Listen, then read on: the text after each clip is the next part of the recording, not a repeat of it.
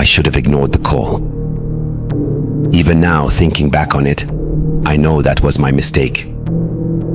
We all had our reasons for leaving. The things we saw, the things we fought. None of it was supposed to follow us. We were done. Retired. But the past has a way of sinking its teeth into you, and when it finally drags you back, there's no escape. It started with a voicemail. No caller ID, no number. Just a message. A voice we hadn't heard in years, a voice that should have been impossible. "Nick, it's me." It was his voice. The man who died in our last hunt. The man we buried. For a long time I just sat there, the phone pressed against my ear, waiting for the recording to end. The longer it played, the colder I felt. There was something wrong in the way he spoke. Not just fear, something worse. "They found it," he whispered. "I don't have much time. If you're hearing this, they're already dead. And I will be too." I felt the hair rise on my arms. "Don't come looking for me." A sharp intake of breath. A pause. Then quieter. "But if you do, you won't be leaving." Silence. Then, a sound I can't explain. A sharp, wet crack. A gasp that cut off too suddenly. And then, a deep, distorted hum. Something pressing against the speakers like a voice trying to push through from the other side. And then, nothing. I played the message again. And again. It never changed. And yet, each time, I could swear something else was whispering just beneath his words. A second voice, layered under his, waiting. I should have ignored the call. Instead, I made a mistake.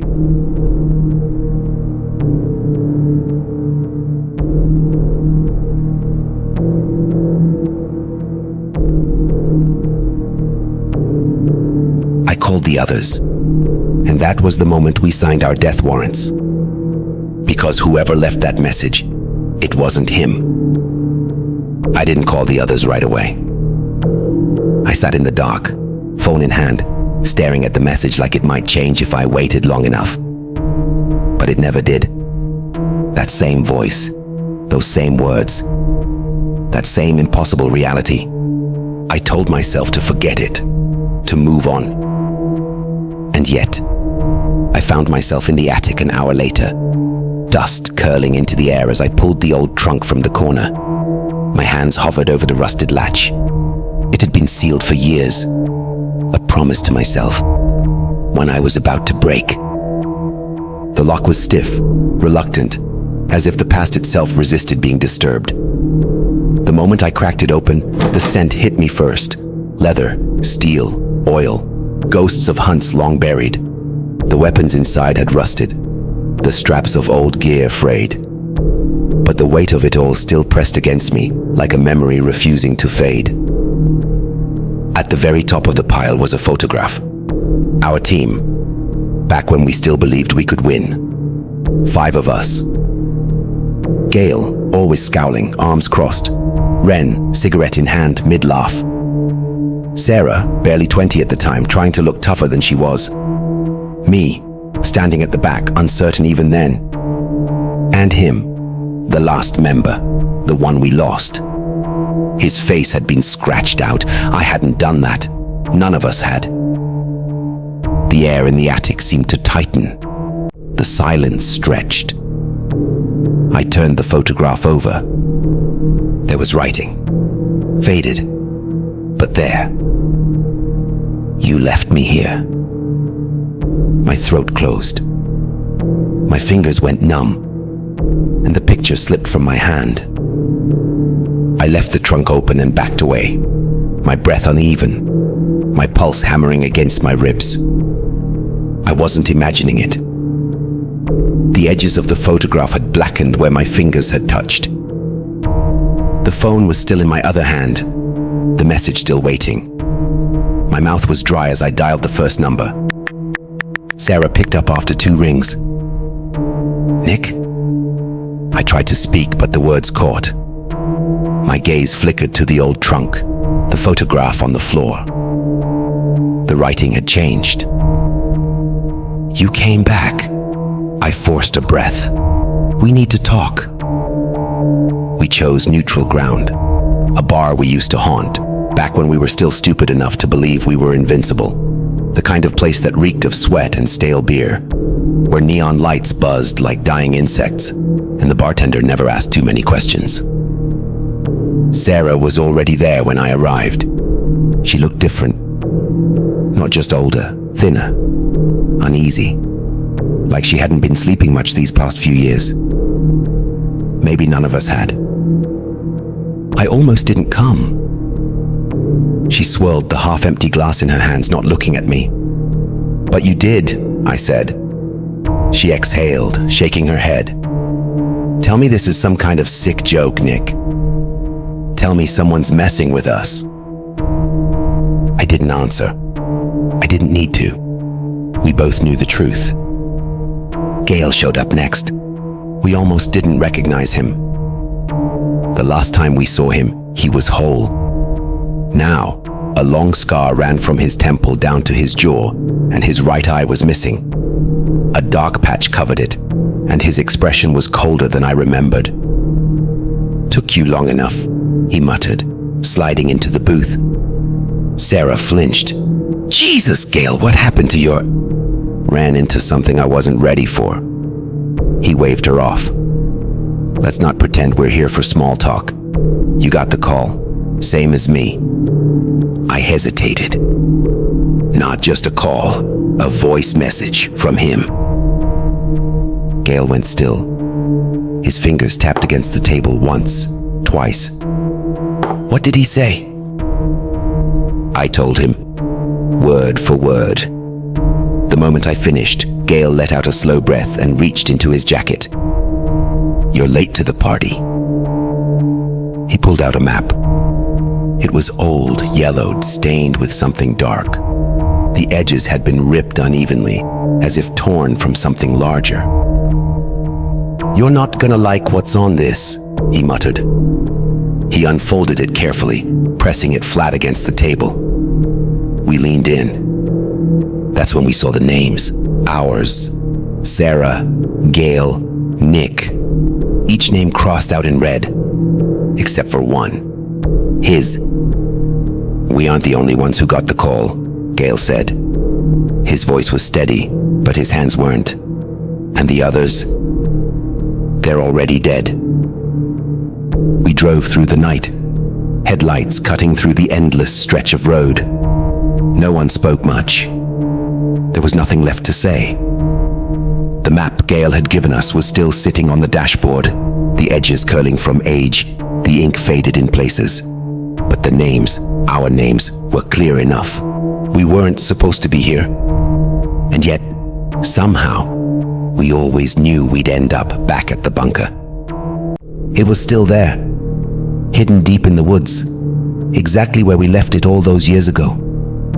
The last place we ever worked together. The last place we ever saw him. Sarah hesitated at the entrance. The metal door was rusted, barely visible beneath the overgrown vines and dirt. It had been years since any of us had set foot here, but the air smelled the same. Damp, cold, heavy. This feels wrong, she muttered. She wasn't wrong. Gale forced the door open with a grunt. It groaned, a sound that didn't belong in the stillness of the woods. A hollow breath of air rushed out, stale and thick with dust, as if the place had been holding its breath.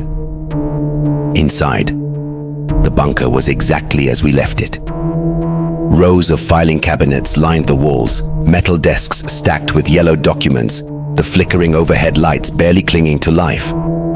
Our old case files were still here, scattered across the tables. Newspaper clippings, sketches, photos of things no one should have ever seen. Sarah trailed a hand over one of the desks. Her desk. Why is it all still here? She whispered. We shut this place down. We destroyed everything. Apparently not everything, Gale muttered. The air was thick with dust, but underneath it was something else. Something rotting. I hesitated. Something wasn't right. I turned toward the back of the room, toward the cabinet. It was still there, still locked. The reinforced steel door, the thick chains securing it in place. We had sealed it ourselves, triple locked it. But now, the chains were rattling, slow, unsteady, like something inside had just woken up. Sarah's breath hitched. Nick! I took a step closer. The chains lurched. A deep, dull thud echoed from within the cabinet, like something slamming against metal. Gale grabbed my arm. We don't open that. We need to know if it's still in there. He shook his head. His grip was tight. Nick, listen to me. If that thing was still inside, it wouldn't be moving. A pause. Then, the lock snapped open. Not broken, not forced, just undone. A slow, metallic click. And then, silence. Sarah reached out, trembling, and nudged the cabinet door. It swung open on its own. Empty. The room plunged into dead silence. I turned toward the old case files, heart hammering. My hands were already flipping through the documents before my brain could catch up. We needed to know. We needed to see the records. What we had locked away, what we had buried. It was free. The first body should have been there. We were too late. Whatever we had locked away many years ago had freed itself long before we arrived.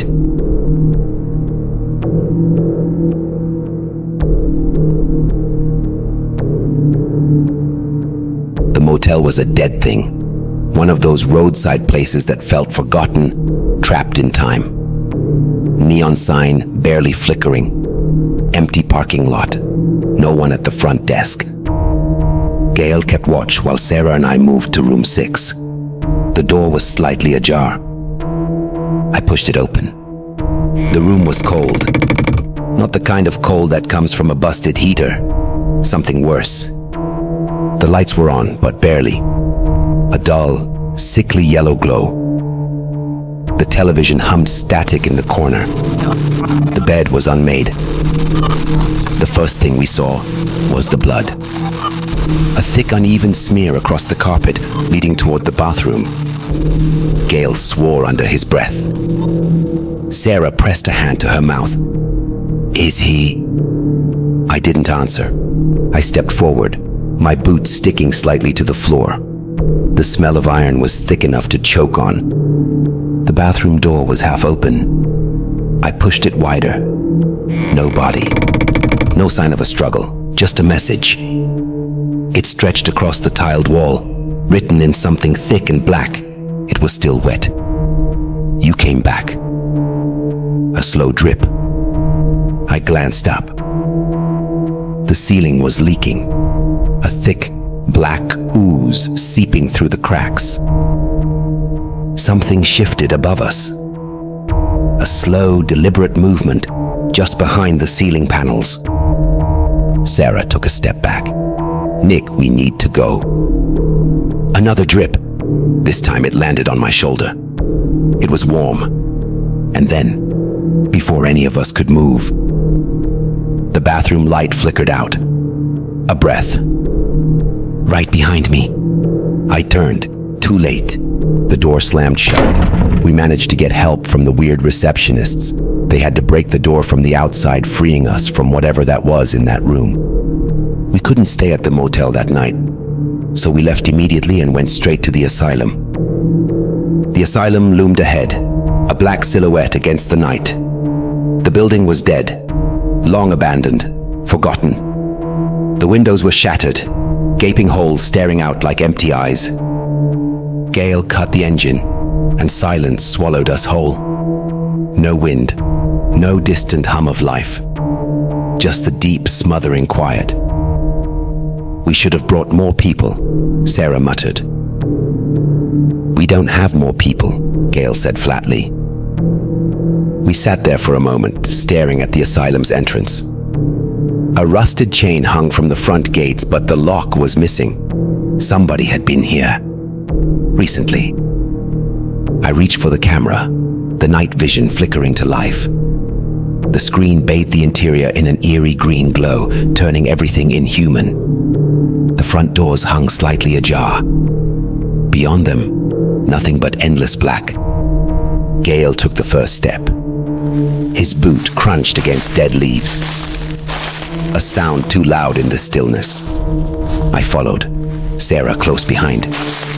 As we passed through the gates, the air changed. Heavy, dense, the kind of air that sticks to your skin, presses into your lungs, makes you feel like you're not supposed to be here, like you've already been swallowed. We entered the building. The night vision made everything look sickly, distorted. The hallway stretched forward, long and empty, paint peeled from the walls in curling strips. Old wheelchairs and rusted gurneys lined the corridors, untouched for years. And yet, the floor was clean. No dust, no grime, like something had been moving through here. Sarah nudged me. I followed her gaze to the far end of the hallway, toward the security office. The door was ajar, the old monitor screen still flickering inside. "That shouldn't be on," she whispered. Gale pulled his gun, moving forward. I lifted the camera, watching through the night vision feed. We reached the door. Gale went in first, clearing the room. The desk was covered in old reports, dust thick on every surface except one, the control panel. A single button was still blinking faintly. "What the hell?" Gale muttered. Sarah clicked the monitor feed on. The screens flickered, struggling to display footage from long-dead cameras. Then one lit up. The West Wing. The image was grainy, barely visible through static, but we could see it. A figure, standing in the hallway, facing the camera. Not moving, not blinking, just watching. My pulse slammed in my ears. The figure stood perfectly still, but something about the way it held itself was wrong. Sarah leaned in closer. "Is that..." The screen cut to black. Then the radio clip to my belt crackled. A voice, but we hadn't turned it on. "Hello?" Silence. And then, "Nick?" My throat closed. I knew that voice, but that was impossible, because the person saying my name had been dead for years. We followed the signal, deeper into the asylum. Every hallway looked the same. Peeling walls, flickering lights, doors that led nowhere. The air smelled of mildew and something else. Something foul. "This isn't right," Sarah murmured. "The radio. It's not supposed to work here." I didn't answer. I couldn't. Because I had heard his voice. Ethan. The same voice that had called us from beyond the grave. We moved fast, cutting through corridors until we reached the West Wing. Then we stopped. At the end of the hall was a single open cell. Inside, hunched in the shadows, was a man. Gale took a slow step forward. "Ethan." The figure didn't respond. Didn't move. Didn't breathe. Sarah clutched my arm, her nails digging in. "Nick, don't go near him." I barely heard her. "It's him!" I took a step forward. "He's alive!" Sarah's grip tightened. Hard. "No." Her voice was barely above a whisper. "That's not him." I stopped. A breath. Then, the figure moved. Not naturally. Not fluidly. A snap, a jolt, a twitch, like a marionette with tangled strings. The shadows shifted, peeling away from his face, and we saw. His eyes were gone, empty sockets staring straight through us. He opened his mouth, too wide, jaw unhinging, his neck tilting at an unnatural angle. And then, without making a sound, he lunged at us from through the open cell. We immediately took to our heels. We were losing time. Gale locked the door behind us, his breath coming in quick, shallow bursts. Sarah doubled over, hands on her knees, trying to steady herself. The walls of the asylum seemed closer now, pressing in. The shadows moved wrong, too fluid, too aware. But my mind wasn't in this moment anymore. It was back there, the last mission, the day we quit. We were younger then, cocky, believed we could handle anything. I remembered the bunker doors screeching open, the stale air pouring out, the feeling of standing on the edge of something we weren't meant to see. The reports had called it an anomaly. No name, no category, no explanation, just a list of rules. Never acknowledge its voice, never turn your back, never believe what it shows you. We thought we were prepared. We weren't. The power failed exactly 13 minutes in. Everything went black. Then came the sounds. Wet, skittering movements in the dark. A whisper that wasn't a whisper, but hundreds, layered, overlapping, crawling into our ears. We weren't alone. Light flooded back. For a moment, I thought we had won. The thing was down. Its body sprawled across the containment chamber floor. Its bones twisted in ways bones weren't meant to twist. Its mouth locked wide in a grin too big for its face. Gale was the first to move. He doused the thing in accelerant, lit a match. The fire spread, charring flesh, blackening the room. But just before the flames swallowed it whole, its head snapped toward us. Not dead, not in pain, just watching, like it was memorizing our faces. And then, for the first time, it spoke. Not with one voice, with all of ours. You cannot bury what does not die. The bunker doors slammed shut. We thought we had sealed it away. We thought it was over. Back in the asylum, I felt the cold sweat on my skin. Sarah was looking at me now, her expression tight. Nick. Her voice was barely above a whisper. We never killed it. I swallowed hard. We only locked it away. And someone, some idiot, had let it out. We ran. Through the halls, through the dark. Footsteps slamming against tile. The asylum twisted around us, a maze we couldn't navigate. Every hallway looked the same. Every door led back to where we started. Gale skidded to a stop. Pointed. There! A security office, a bank of monitors still active. We pushed inside, slammed the door behind us. The screens flickered, showing static, then grainy footage of the asylum's corridors. The West Wing, the holding cells, the lobby, and something else. Movement. A blur darting between the cameras. Too fast, too wrong. It's watching the cameras, Sarah whispered. It knows where we are. Gale flipped through the feeds. His hands were shaking. Then he froze. Guys. We turned. His face was pale. Look, the screen showed us. A live feed of this very room. I saw myself staring at the screen. Sarah's back turned. Gale hunched over the controls.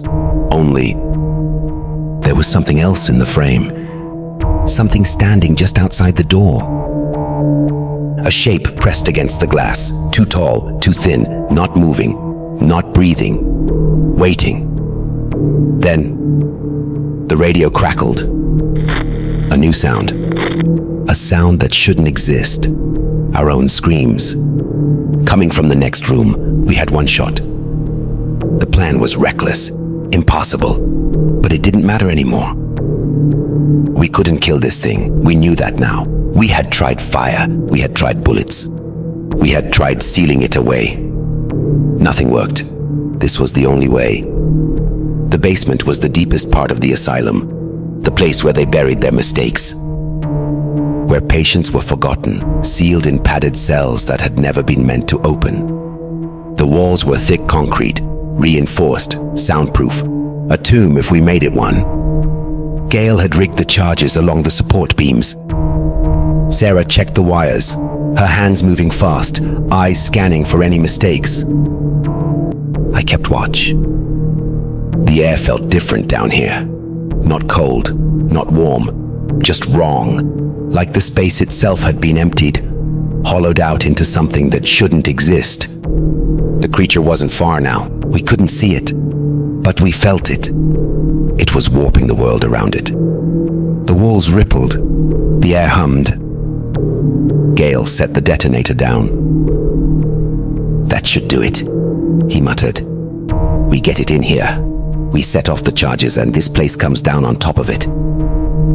Sarah exhaled sharply. "If this doesn't work, it will." I cut her off because I couldn't afford to think about the alternative. We weren't getting a second chance. Footsteps. Software. Too soft. We turned. Something stood in the corridor, just beyond the range of our flashlights. Not moving, not breathing, watching. The lights flickered, and in that fraction of a second between light and dark, it was closer. Sarah's voice barely broke a whisper.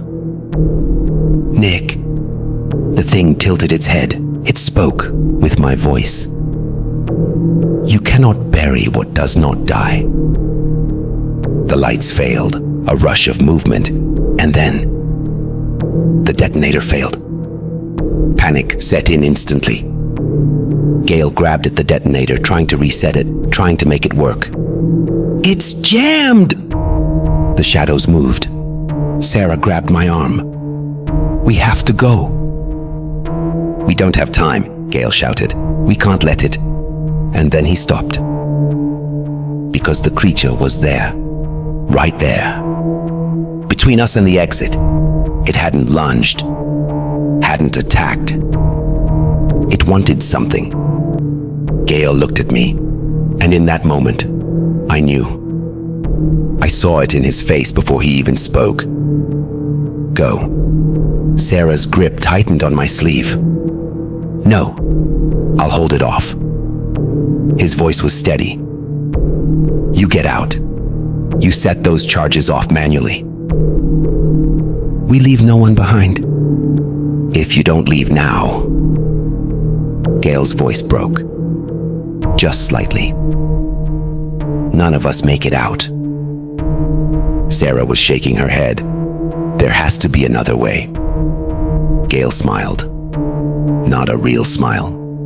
The kind you make when you know you've already lost. "Tell my wife I'm sorry. Tell Marcus and Annie that I was a brave father. Now go," Gale said with so much determination in his voice. And then he moved.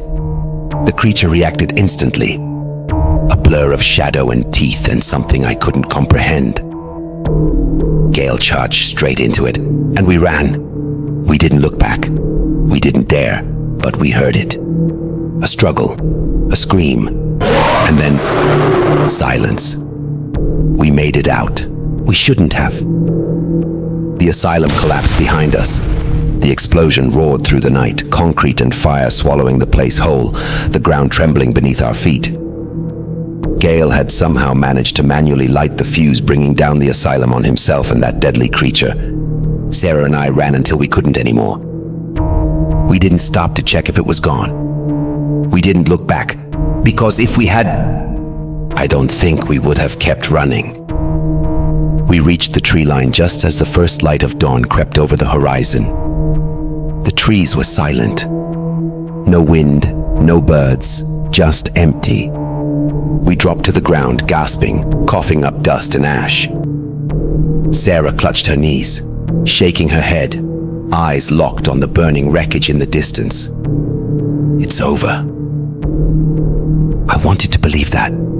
I really did. But something felt wrong. Not in the way that I could explain. More like a weight pressing on my chest. A feeling that we weren't alone. I reached for my radio. Static. Then, a voice. My voice. "This is Nick. I think we made it out. I think we're safe now." My blood went cold. I hadn't spoken. Sarah was already looking at me. Her radio was off.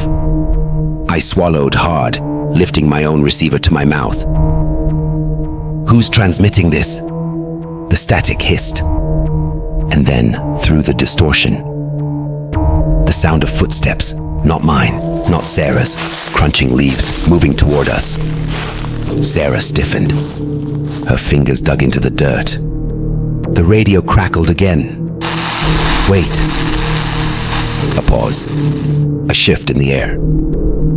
"Who's filming this?" My breath caught. We turned. And in the tree line, a figure stood, holding a fully loaded Desert Eagle firearm. Still, waiting, a camera in its other hand.